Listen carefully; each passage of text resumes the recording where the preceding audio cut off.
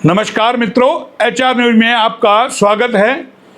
आज सवेरे हमने आपको एक खबर दिखाई थी और खबर दिखाई थी रोटरी रसोई की कि किस तरीके से वहां पर जो रोटरी रसोई बनी हुई है उसको लेकर के शहर भर में चर्चाओं का बाजार गर्म है कि सरकारी जमीन पर कब्जा करके रोटरी रसोई वहां पर बनाई गई है। तो उसी को लेकर के आज हमने रोटरी क्लब के जो सदस्य हैं नवीन अदलखा जी, उनसे बाकायदा बात की और वो खबर हमने आपको दिखाई थी।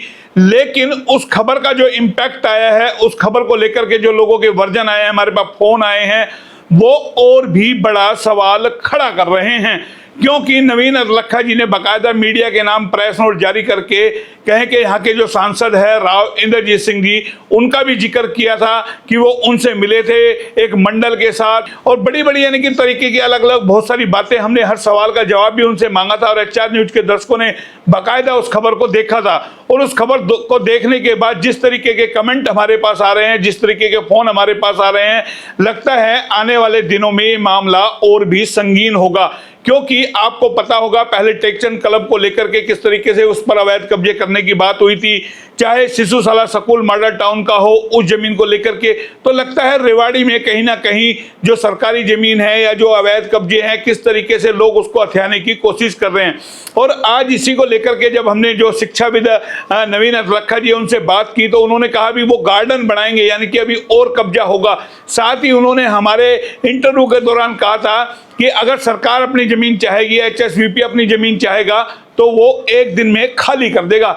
लेकिन यहाँ बहुत सारे सवाल उठाए, लोगों ने कमेंट करके बताया कि आखिर जब इतना बड़ा धर्मार्थ हो रहा है, 10 रुपए में रोटी हो रही है, तो उस सरकारी जमीन पर ही आखिर क्यों हो रही है, जबकि सामने खुद नवीन अदलखा की दुकान वहां पर है।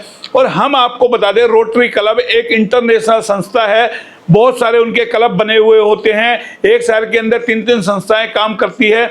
लेकिन कहीं ना कहीं रोटरी क्लब की छवि को भी धक्का लग रहा है, क्योंकि रोटरी रसोई के नाम से जानी जाती है।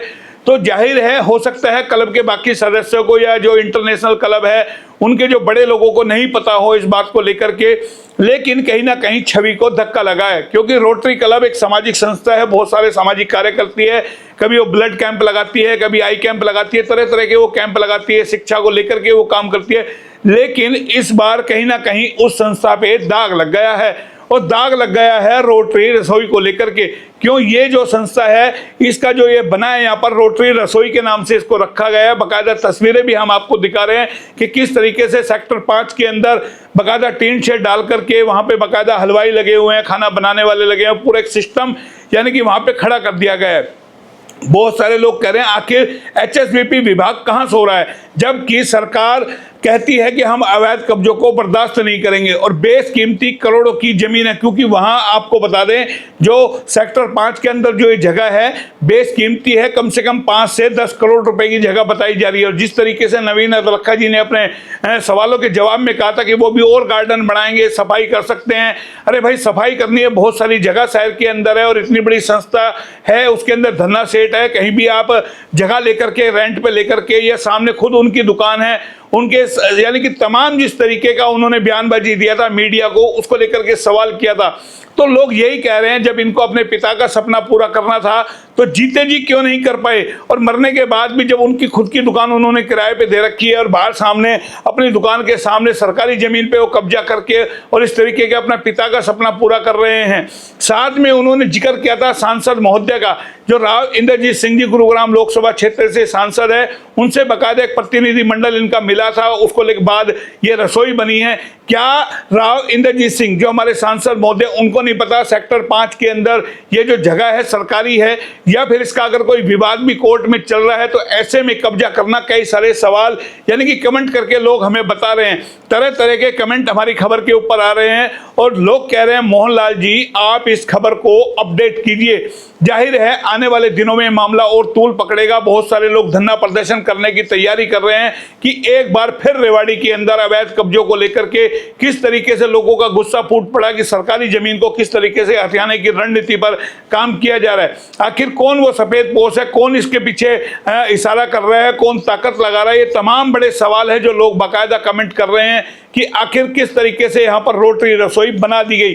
जाहिर है इसका अपडेट मैं आपको HR न्यूज आपको देता रहेगा, पल पल का अपडेट। कल जो भी अपडेट होगा वो भी हम आपको देंगे, लेकिन एक बड़ा सवाल हो गया है कि इस बेशकीमती जमीन पर किसकी निगाह टिक गई है। और संबंधित विभाग से हम बात करने की कोशिश कर रहे हैं, HSVP के अधिकारियों से बात करने की कोशिश कर रहे हैं। एक्शन महोदय को हमने, अनिल जी को फोन किया, उन्होंने हमारा फोन नहीं उठाया।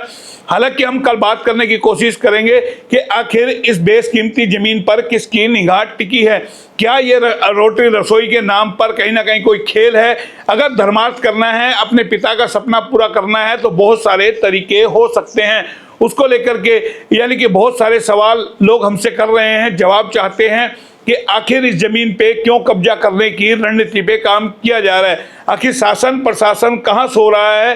क्योंकि बाजार में अगर कोई रेडी लगाता है या कुछ भी लगाता है तो आप समझ सकते हैं किस तरीके से नगर परिषद उस रेडी को हटवा देती है। और यहाँ तो बेशकीमती करोड़ों की जमीन का मामला है। जाहिर है हमारी खबर के बाद जो रिएक्शन आया उसको लेकर के हम चर्चा करना चाहते थे, अपडेट आपको देना चाहते थे कि HR न्यूज इस खबर पे बना रहेगा। फिलहाल इतना ही, फिर आएंगे नई खबर के साथ और इसका अपडेट आपको लगातार देते रहेंगे। फिलहाल इतना ही, फिर आएंगे नए अपडेट पर। तब तक के लिए नमस्कार।